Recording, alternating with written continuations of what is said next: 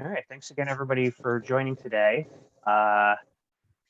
The speaker and I, Phil, have been communicating for I think over a year now about trying to get this talk scheduled, because I've always been fascinated by just changes in the video industry and how we as network engineers need to sometimes struggle mightily to support it, and especially in the COVID era where we have so much more video that's just showing up all over the place and needing to try to support it as best as we possibly can.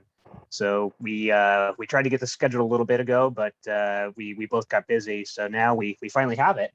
So I want to thank Phil for giving us some time today to talk about this.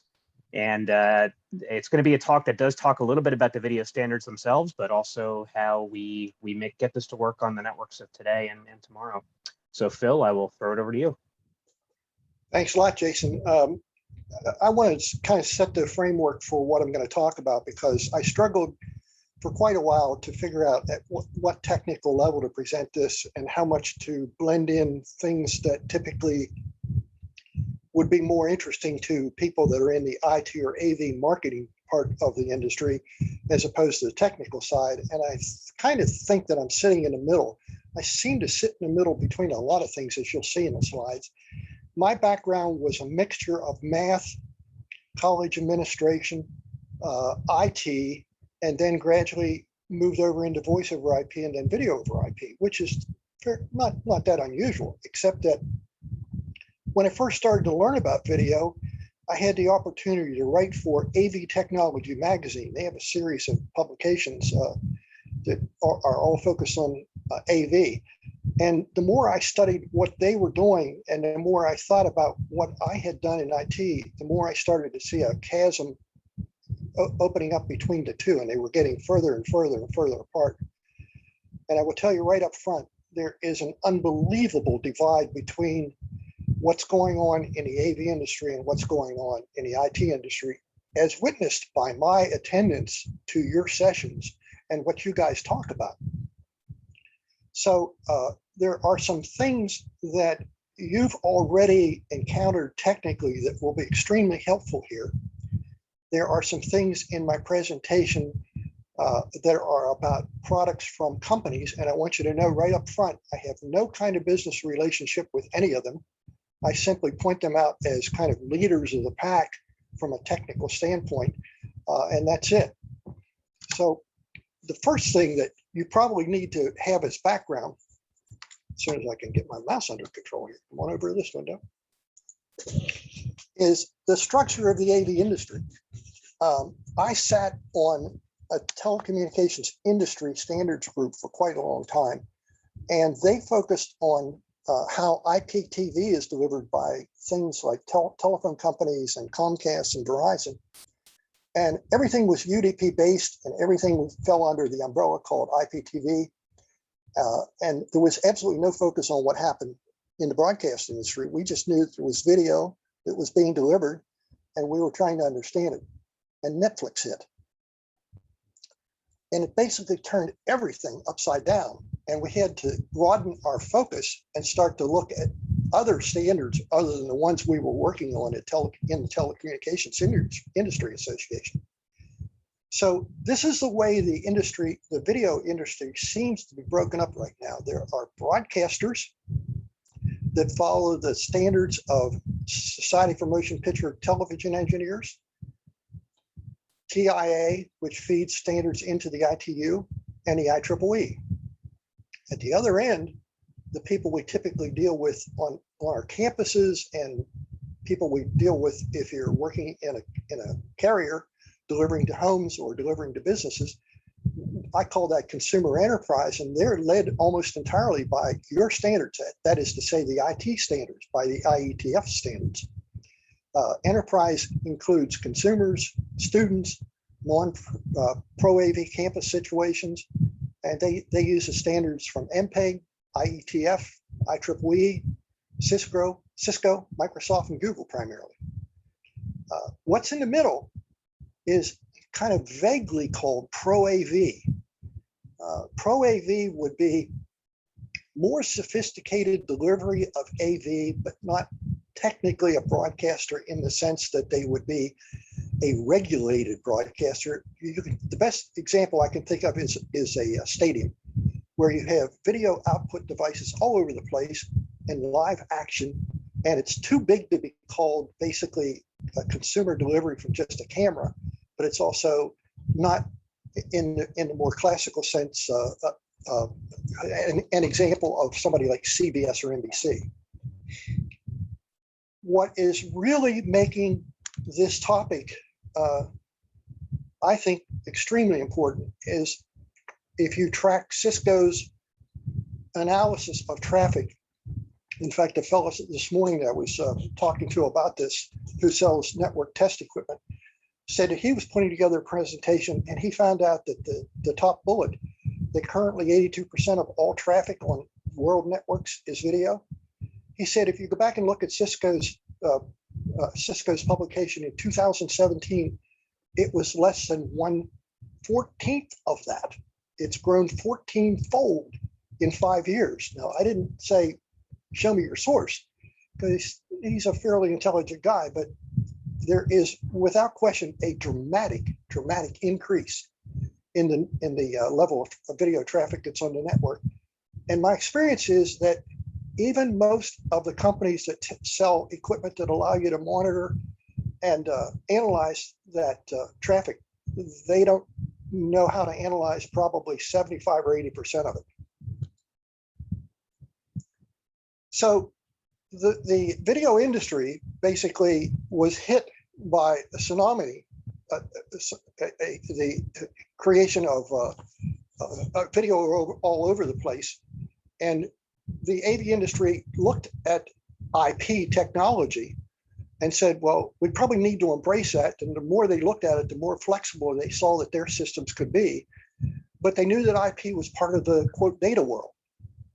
So in about 7 to 10 years, the term AV, 7 or 10 years ago, the video industry coined the term AV over IP. And they talk about that as their label for AV integrated into IT. Make no mistake, the vast majority of the AV industry is scared to death of the IT department. If you look back years and years ago, when voice over IP hit, when Cisco bought Celsius and voice over IP was suddenly given a kick in the butt, there's no question that telecom people in organizations and companies and universities said, well, they're always going to need a telecom director. Most of those people that ran the phone system are gone. And for the most part, all of that voice over IP control is in the IT department. The AV industry sees the possibility that that same thing may happen again. And they are, quite frankly, almost petrified. Now, here's something that you guys have focused on, because I've attended quite a few of your sessions. You know that layer 4 ties the performance of the application to the performance of the physical network. And I'm not going to say anything other than this. This is the thing that is changing the AV industry right here. The AV industry is trying desperately to grab hold of what this stuff means. And if I go into one of the biggest trade shows in the AV industry and say something like TCPIP, they have some vague idea what the first 3 letters meant, but they have no clue what the last 3 letters meant. They're trying to get hold of what does layer 4 have to do with the way we deliver our video. You will notice as we go through here that packet loss, flow control, and congestion control, those things underlie all the changes that I'll talk about that are happening in the AV industry. I don't know whether you're aware of this or not, so I'm going to throw it in. This is probably the deepest that we'll take a dip into video technology. But even though most transport server vendors try to hide it from us, the vast majority of video is sent in what's called MPEG transport stream format. And the MPEG here refers to the motion picture experts group standardization of this part over here, this part of the IP packet. So for a long, long time in what was called IPTV, we sent things with Ethernet IP, UDP, and an optional RTP.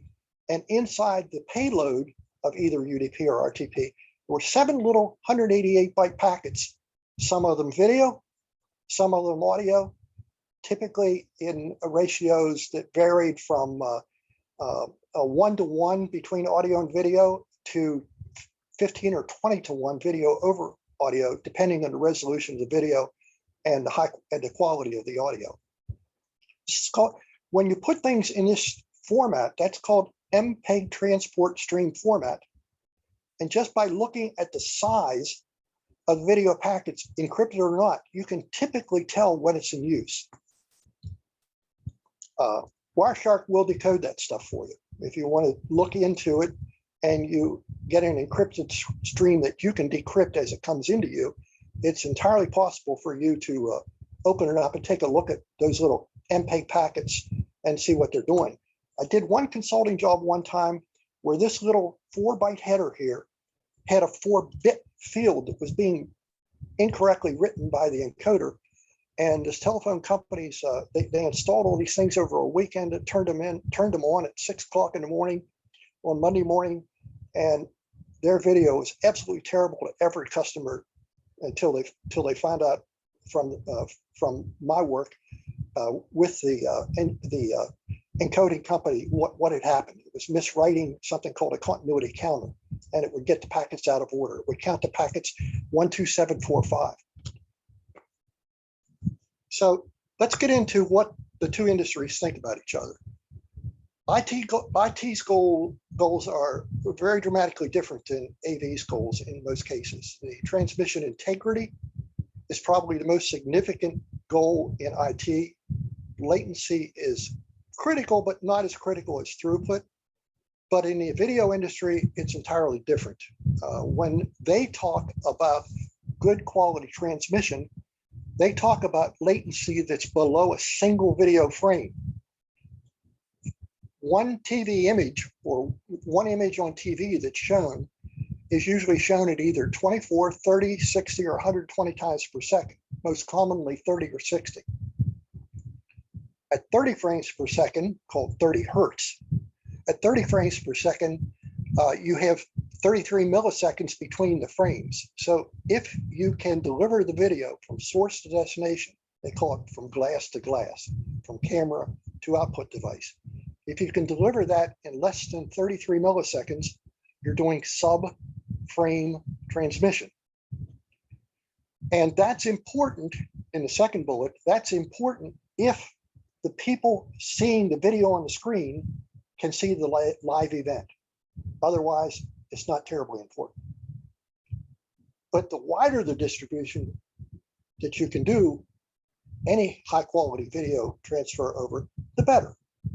And I'll talk about a couple that are restricted to single subnets and a couple that are appropriate for global distribution.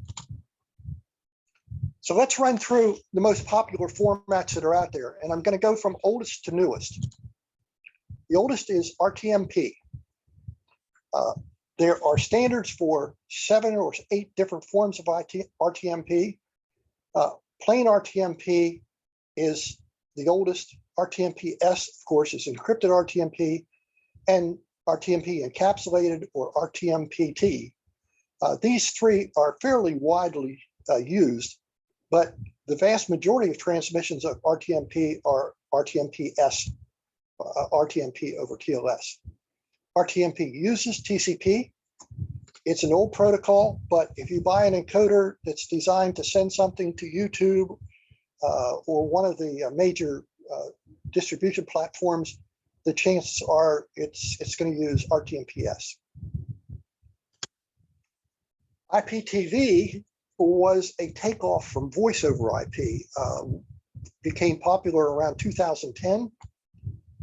It's pretty well standardized by this point in both IT and AV. It's based in UDP, so as we were having a short discussion here before we started the live presentation, it's extremely sensitive to loss, and even losses in the range of 1 in 10,000 can destroy the video. the industry, the AV industry is desperately trying to walk away from it. It's still a staple of residential delivery. So if you get something to a CDN and they get it to a telco, or they get it to one of the smaller cable companies, and they try to deliver it, they're probably going to turn it into IPTV delivery, into MPEG transport over UDP and deliver it that way, because all you need in the house is a set-top box and a TV, and you can watch the video. But again, it's extremely sensitive to loss, more sensitive than almost any other form of video. Netflix was the first to heavily commercialize the use of adaptive bitrate. Well, I maybe should back off on that and say Adobe may have been first, but Netflix was the first to make billions and billions and billions of dollars from it. It's a TCP transport. It has highly variable delay. The delay can be in the range of 5 to 10 seconds, but more commonly it's in the range of 40 to 60 seconds. Netflix switched about 3 years ago from sending one TCP stream to sending multiple TCP streams, so they could switch from a higher resolution stream to a lower resolution stream whenever their sense of the network connection degraded. There is a manifest that's delivered from the client to the server that says this is what I'd like, and the server says, okay, I'll accept this form of authentication, I'll accept this level of resolution, et cetera, and they negotiate that, and then basically the video is delivered based on what's in that manifest. It's implemented as Apple HLS, which I have a feeling the vast majority of you are aware of. Microsoft Live Streaming, which has definitely fallen into second place out of this. And the only one that follows a publicly endorsed standard called MPEG- for dynamic adaptive streaming over HTTP. But the service platforms of Netflix, Hulu, Amazon, and others all use it. And as you know from the use of TCP, it is sensitive to buffer bloat. But as you would readily expect, because it's TCP based, if there is an issue with buffer bloat, and you see that with Wireshark, what you're going to see is increased latency probably, but not decreases in the quality of the video.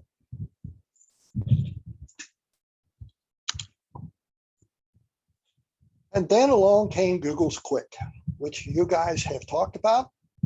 It's layer 4 UDP. People close to Google are now calling it TCP/2.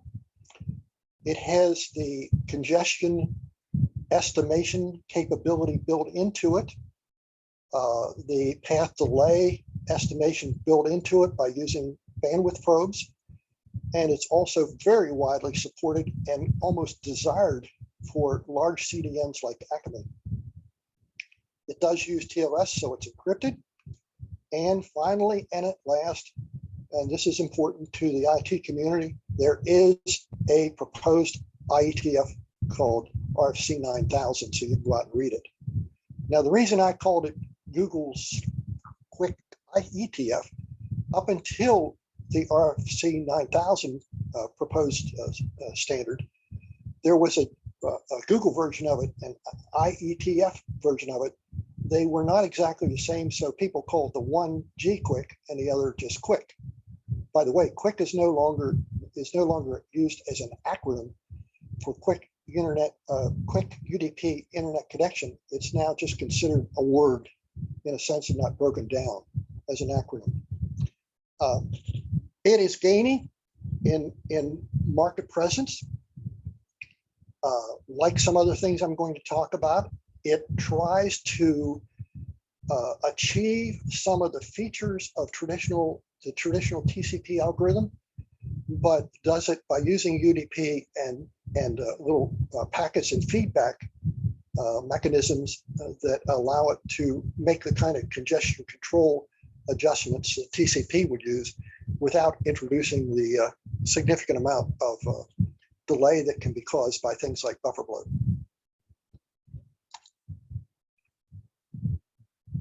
I'm going to make my only sales pitch, and it's based on technology here. This is my favorite. And I waited and waited and waited until something like this would finally come out. This is called Reliable Internet Stream Transport, RIST. It's one of the AV's more standards compliant families of protocols. In other words, there are almost no company developed individual standards in it. It's been promoted by the broadcast industry because they realize now that they have to be able to do national and global spans across the internet and have the kind of throughput and reliability that they would have gotten with ABR without the incredible amount of latency. It uses a standard IP stack up to RTP. So you're going to see Ethernet, IP, UDP, and RTP. And for anybody in the IT industry that's played around with voice over IP, you already know what the whole header structure looks like. But it incorporates a NAC-based ARC, and it uses forward error correction and stream multiplexing, meaning that it takes the audio and video and mixes it together. It incorporates standard authentication encryption, so people can't steal it. People can't pretend to be a source when they aren't a source. And it has something called bonding and seamless stream switching. So basically, it sends two streams and uses the IEEE Precision Time Protocol, PTP, which will give them sub-millisecond time stamps to be able to switch between the streams in a single video frame. That way, the user doesn't even know the switch took place if one side of the transmission goes down. It has now been endorsed by CBS and quite a few European broadcasters, and there is a website out there that talks about RIST. And if anybody wants to email me, I can give you a whole bunch of sources where you can learn as much as you want to about RIST. I think in 5 or 6 years, because of the fact that this is so standards based, it's going to blow away the competitive transport mechanisms. And this is a slide I think you'll really like. This shows what RIST is based on. And you will notice, please, that only in the simple profile, which we've already kind of superseded, that's the only one that's still based on the cable industry standards, the SMPTE standards. After that, when you get into the main profile, everything's based on RFCs that have already been either proposed, have become proposed standards or internet standards, or informational standards that will probably lead further on to becoming closer to ratification. So clearly it's based on things that have been developed on the IT side as opposed to things that were developed within the AV industry. So here's a little summary table, which I checked out with quite a few of the video vendors to make sure that what was on here was reasonable. And I thought that the key things were latency, what layer 4 protocol is being used, whether or not it's appropriate for live events, and whether or not it's sensitive to loss. And if you'll notice it down here, these two that I'll mention a little bit more about, but SRT, Secure Reliable Transfer Protocol, that has been promoted by Haivision and a whole bunch of partners, about 300 companies now that support this, has latency that's can sometimes be down under 1 second. But if you want very high reliability, you can push it up to 3 or 4 seconds or 5 seconds and get much higher reliability. One that you should probably pay attention to, because a lot of universities use this, called NDI, Network Device Interface, that came from NewTek and was absorbed into Visit. Excuse me. They're switching from TCP over to QUIC. That announcement was made less than 2 months ago. And I think what that's going to mean is that they'll get wider and wider support from people in the industry that understand the kinds of problems that TCP has given us in the past.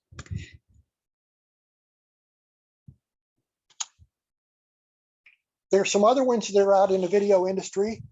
I just mentioned this one, SRT's LightQuick, and it tries to simulate the best of TCP without using TCP. NDI, which sends multiple sessions for improved bandwidth, but it's switching over to Google. And this one here, which is being heavily promoted in the video industry, but I want you to be aware of what it is and what it isn't.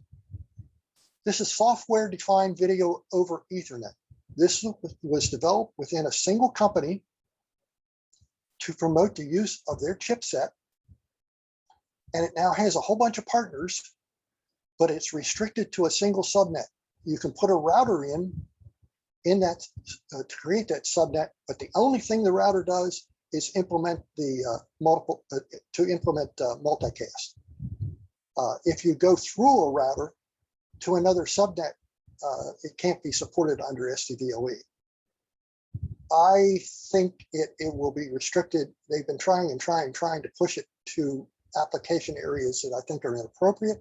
I think what you'll find is that SDVOE is likely to remain simply a broadcast studio technology. This one is a classic example of someone trying to sound like something they aren't. HD base T has absolutely nothing to do with the other base Ts that come from the internet. This is a single cable, single transmission, digital form of video transmission, which is totally proprietary. Don't even give it the time of day as far as I'm concerned. WebRTC came from Google. It's getting less traction now than it had in the past. I thought there was a good bit of promise there. That's 4 or 5 years ago, but it's a good idea that simply didn't seem to take off very well. Now let's turn to tools. What will help you analyze the video that's on your network and find out where the problems are and things like that? We have a major problem in the IT industry with tools. The big ones that come from Cisco, NetScout, Viavi, now part of JDSU, they simply do not recognize any of the video types that I've talked about except IPTV. The broadest set of tools that I've found for different kinds of video comes from a company that was called InioQuest. They were doing adaptive bitrate video way, way back and doing other kinds of video way, way back. They are now part of Telestream, and Telestream has made a commitment, and you can see this on their website, to supporting a wide variety of different stream formats and operating up to 100 gigabits per second, which is a big deal for large university networks and for large government agencies. Actually, in decoding the video, Wireshark does a better job than, for example, NetScout or Viavi by far. And I did a lot of work with Viavi, and I yelled at them and said, you just don't understand video the way the video industry understands it. But I guess I didn't have enough influence because they never seemed to modify their products to meet the need. Then the other part of handling video on a network is to be able to do pre-deployment testing. And I found only one company out there that can do a good job of simulating, that is emulating video across a network and emulating the structure of the network and changes in the network. And that comes from a company called PacketStorm and their series of Hurricane devices. They have Hurricane devices that operate with interfaces from 1 gig up to, I think it's 40 gig, but there are devices that will let you put that traffic up on a 100 gig network or pull it down from a 100 gig network.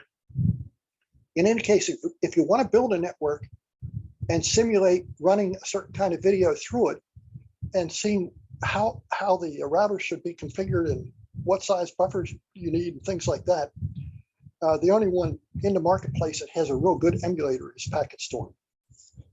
We need more products in that area that are video aware.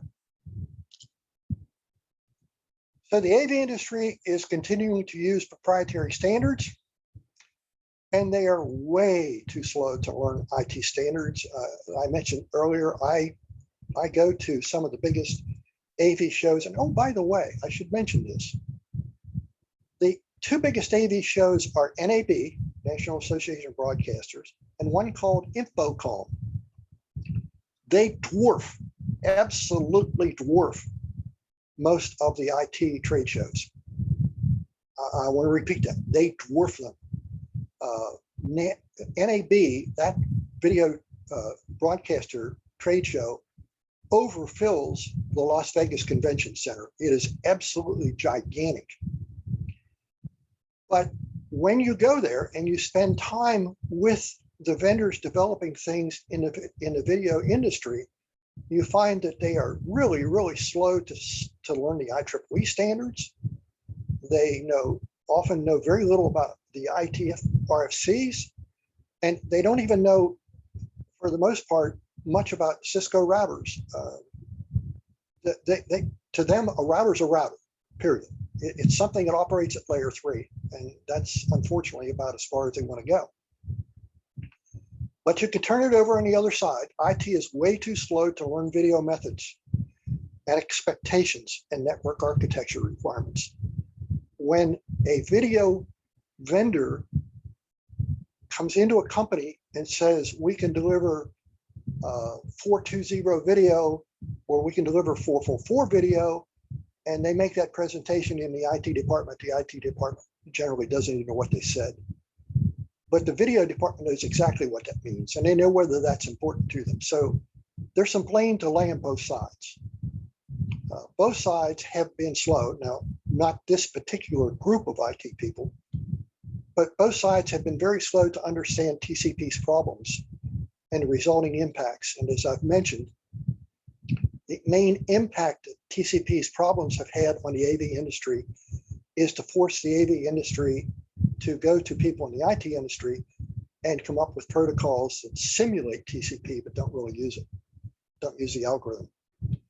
And Cisco, I don't know what to say about Cisco, except I'm sadly disappointed with Cisco's embracing of, in spite of their own literature, their slowness to embrace video standards and understanding video standards. To me, it's almost embarrassing. I did a search on Cisco and Cisco tools for video, and the first thing I came up with was a 2017 paper. And the 2017 paper was talking about telepresence as it existed in 2005 or 2006. And I found that close to unbelievable that they'd even be willing to put it on their website. But that's my little spiel about where I think they are. They need to update what they communicate to the public and what they communicate to the AV industry if they want to kind of have the kind of impact that companies like Arista and Netflix have had on the AV industry. I'm sorry, not Netflix. I meant to say Netgear. Netgear is building some of the only routers that are specifically designed to serve primarily the AV industry. So what do I think the change agents are going to be? I think the change agent that may be the biggest will be 5G mobile. And I say that because if what I've been able to research on 5G, and I'm certainly anything but an expert on 5G, but I do have a friend that works in Bell Labs that gives me advice from time to time and answers questions from time to time. I think 5G is going to give us the bandwidth and the packet delivery resiliency that we need to do very high quality video. And with hundreds of people on a tower at the same time, 4G will never be able to do that with hundreds of people on a single tower, but 5G probably will be able to do that. But what it's going to do is accelerate the need to get around the problems of TCP. And I think that's going to be the second big wave that hits the AV industry and say, well, yeah, you finally caught on to what IT does with TCPIP as a protocol set. But now guess what? That all changes because everybody's going to be connected with some kind of mobile device, probably even a PC using a mobile connection. The other thing that I think will determine how quickly things change is the time it takes to close the knowledge gap between AV and IT about video. Keep in mind that voice over IP took nearly a decade, and video over IP is, just to throw out a number, probably 100 times as complicated as voice over IP does. So there's my little introduction video. One other thing I want to point out before we see if you have any questions for me. One other thing I want to point out is I did not talk about collaboration video, which I know is very big on your radar. And I'll tell you why I didn't. Everybody does it differently. And almost all of it's encrypted. And about the only thing you can generally tell is whether or not it happens to be UDP traffic. So my best advice to be able to understand and troubleshoot collaboration video is to probably think of it as IPTV. In other words, Ethernet, IP, UDP, optional RTP, and payload. And I'd be willing to speculate that in 95% of the cases, the payload is going to be in the MPEG transport stream format, because virtually everything in the industry is. But again, that's kind of an excuse on my part. But my experience has been that it's very, very hard to find out anything at a technical level about how most of the collaboration systems work. But anything you learn about the other forms of video is certainly going to be somewhat helpful in having a sense of what's right and what's wrong about, for example, Zoom or Microsoft, whatever that client, whatever that system is Microsoft uses that I try to avoid. But in any case, that's kind of my excuse about not including very much on collaboration tools. Turn it back over to you, Jason. All right, thank you, Phil. This was great. I walked away learning a couple new protocols that I hadn't heard of. I was just jotting down a couple of my questions right now, but Jim already beat me to one that I was thinking about as well. Jim pointed out, laggers evaluated at trade shows. Could it be that the people that are sent to do the booth duty at the trade shows are clueless, but the real engineers are back at the factory and they know what they're doing? Oh, that's more than a possibility. I think it happens all the time. Yeah, I do. What drives the trade shows, of course, are sales and marketing. And when I walk into any of those trade shows, I have to, one, hide the fact that I write for AV Technology Magazine, because if I let them know that, they're going to send me to the press agent who knows absolutely nothing about anything. And if I tell them that I teach at a university and I do research and engineering kinds of things, they're going to say, well, here are the cool features, and it's going to come from somebody in marketing, and they'll know a little bit about what they're talking about. But you're right. When you finally get back to the engineers, they generally have a good idea of how things work on both sides, and they also usually try to push towards the things that would influence IT the most. But they have, I think, sometimes, unfortunately, limited success against the sales and marketing people who are looking for where the next contract's going to come from. Work purchase order, I should say. Yep. Yeah, good points. So Andrew typed in, what are your thoughts on ATSC 3.0 and integration or partnership with IP networks operators? That is a good question. That is a good question. I assume that most people probably know that that's the next generation of what they call linear transmission over the air. I think it's going to compete. It's going to go into head-on competition. It's going to create a more competitive environment between cellular and what we think of as more traditional broadcast TV that comes from a local studio and a local antenna that's up on the side of the mountain.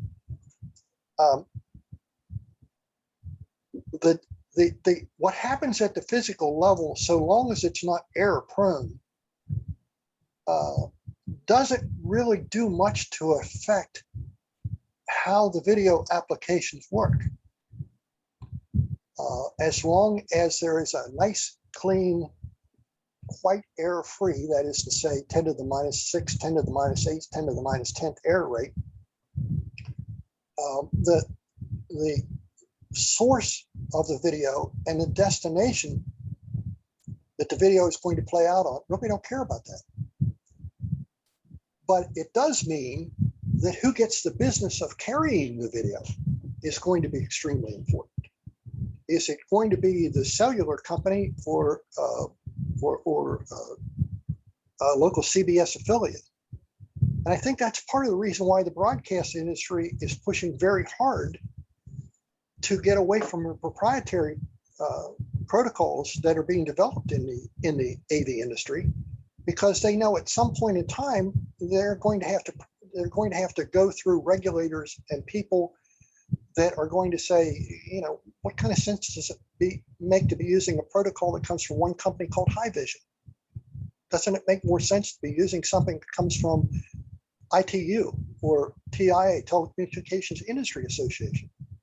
So I think that the actual, whether it's a wire or wireless, or whether the wireless is in the form of broadcast antenna to home TV receiver, or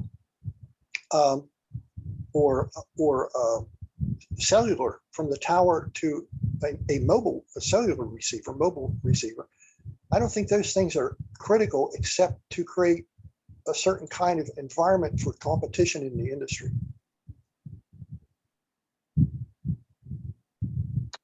All right, thank you on that one. So no other questions in the chat room right now, but if anybody does have any others that they want to ask, please do. I'll get a couple of mine in here. So a couple slides ago, you were saying how some of the major IT side of the house vendors for routing gear and network gear are not necessarily paying attention or not adapting to the video world. Is that going to necessarily be something that they have to, I guess, is where I'm going with this, you know, and I'll give just a small example. Many in our community are aware of this, but after we started pushing a couple of concepts forward, like the Science DMZ and things like that, so that we can get high performance for our bulk data movement activities and our streaming data activities for science data, the market and the vendors responded in kind, where they basically then started producing things that were a little bit more amenable to those sorts of use cases. Is it going to be the case where we need to have specialized hardware support or special software support in these things to support some of these new video requirements coming down the pike, whether it be either to improve their performance overall or just have them better live with sort of the environments that we all operate? I mean, I'd like to think that that isn't a requirement, but if it is that something that you see happening, which could basically create an arms race where, you know, we have nice pieces of equipment that are able to sort of work well with the video world, and we want to see those in our networks because we have lots of video, versus just having sort of general purpose machines that can handle lots of stuff? Well, you already have it. Much of this, some really, really big bucks reside inside Google and Microsoft and Cisco and people like that, but there's also some equally very big bucks that reside inside ESPN, CBS, and NBC. And the broadcasters already basically saying the traditional routers you guys are using, they're worthless to us. They simply can't get video traffic at the levels that we need to across the globe as fast as we need it to be delivered. And you're forcing us to go to CDNs that are charging us an arm and a leg, and they want away from that. They want to basically buy the rights to the fiber and deliver something from New York to London or whatever in close to microsecond times, certainly in low millisecond times. And they're finding that the most common forms of routers that come from people like Cisco and Extreme can't do it. When you talk to broadcasters, they don't want to talk about those brands. They have their own set of favorites. and it's not hard to find out who they are, but I have a feeling that especially university and maybe even some government IT departments would be reluctant to start buying those brands, but that's the state of where it is. The traditional routers that we've used in the past simply don't seem to be able to handle what broadcasters want out of performance. And if somebody wants to contact me privately on that issue, I'll give you more detail, but in a kind of a public setting, I don't want to get into too much more detail there. No, I think that that's good. And that actually answered a second question that I was musing on, is sort of what are the roles of the CDN providers in all of this? Do the broadcasters view them as helpful or harmful in the grand scheme of things? And, you know, we were talking before the recording started and before we had everybody else in the room about how Netflix caches, of course, were extremely valuable for trying to reduce network traffic on many of our networks, which we appreciate. But how do the broadcasters really feel about that in that sort of environment? Well, I think they're going to depend upon relationships with the major CDNs, and especially to be able to span global to go across global spans that are from friendly countries to maybe not so friendly countries where there's still a good market. And yeah, they're going to use CDNs for a long time, but they don't like having to pay the high fees that they pay, and they're going to try to not only depend upon the CDNs when they need to, but they're going to try to force the CDNs to give them the kind of very high caching and very low delivery rates that CDNs like Acme provide. I don't think I answered that. No. That answers most of what I was after there. Okay. I think the second part, well, I'll ping you offline about that. Yeah. Right. I have two other questions that came in here though. Andrew was musing on, do you think that we'll ever see multicast replace unicast streaming for live TV over the internet? Wow.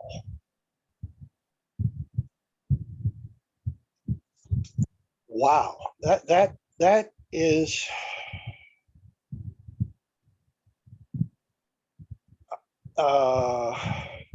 And Andrew feels bad that he stumped you. Let me answer it this way. I started teaching TCPIP when I, on behalf of a college, hired a guy from Denver to come into Harrisburg, Pennsylvania, to do a TCPIP class. And the local telephone company said, we'll pay for it. And then you sell the rest of this, you sell any seats above 25 that you can. We ended up with 48 people, and this guy walked in. This is 1986. He walked in 2 days and made $11,500. And I went, man, I have to understand what this guy knows. And that's what kicked it off with me. And all the years since that, probably 4 or 5 years into that, I saw all the books come out about IPv6. All the IPv6 books were almost all written 15 to 20 years ago. And who in the AV industry even knows what IPv6 is? They don't even know what IPv4 is. So my question tends to, my puzzlement at your question is, I don't know, but boy, I tell you, the way we embraced IPv6 doesn't tell me that we're likely to embrace anything that radically new in the near future.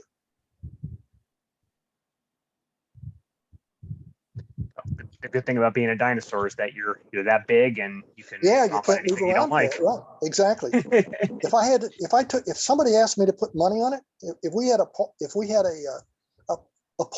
on it, let's say we had a $100 pool on it, my $100 would go in 15 years from now. Well, good. There you go, Andrew. Be prepared for 15. All right, Jim had another one here, and I was thinking about this too, Jim. Where do copy protection things like watermarking fit into video protocols? That's a whole area called digital rights management. And there are companies which do that for the streaming server providers like Wowza. I will admit that in spite of the fact that I taught some security classes for Penn State, I have to admit I don't know much about it. Except to say that in the last 4 years, I'd say, we have gone from a set of video industry manufacturers who knew almost nothing about security to almost every single vendor talking about what they do to secure their equipment and secure their streams.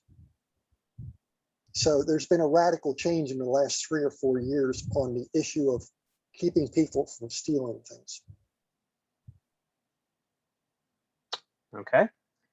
And Ken wants to talk a little bit about 5G, how you ended. You mentioned 5G mobile as a change agent. There are also other networking services going after grant funding for rural broadband and the digital divide in the general case. How do you see video transport affecting and adapting to various edge networks like the wireless ISPs and satellite ISPs? Well, I wish they would help them. In my area, we have a wireless ISP that has struggled for nearly 10 years to be able to compete with the local rural telephone company and gets beaten down every time they turn around. They keep getting promised money to help them. To give you an example, I pay almost $100 a month for DSL that's 20 meg down, 2 meg up, despite the fact that my telephone company doesn't know that it's 2 meg up. They only know it's 20 meg.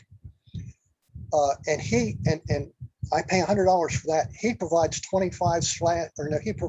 50/25 for half that price. But of course, it depends on line of sight, and it depends on him having enough towers to serve enough homes.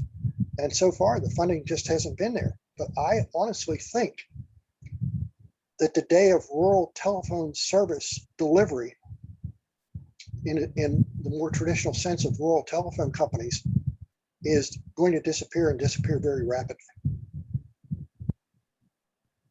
I did a lot of work with telephone companies over the years, and I have to say they have been way too slow to depend upon the regulators to protect them instead of depending upon trying to compete effectively in the marketplace. Yeah, well, that'll be a shame, but hopefully they do learn how to adapt, and with the new potentially bill here to upgrade some infrastructure, they'll be eligible for some of it. I sure hope so. All right. Well, I think that we've exhausted the questions. I don't see any more in there. Phil, this has been outstanding. I know I have a couple more that I'll ask you offline. Okay. Everybody else, if you do happen to have any questions that comes up, certainly let me know, and you'll see Phil's email come by in the email. So thanks again for being able to present this, Phil. Okay, you're very welcome.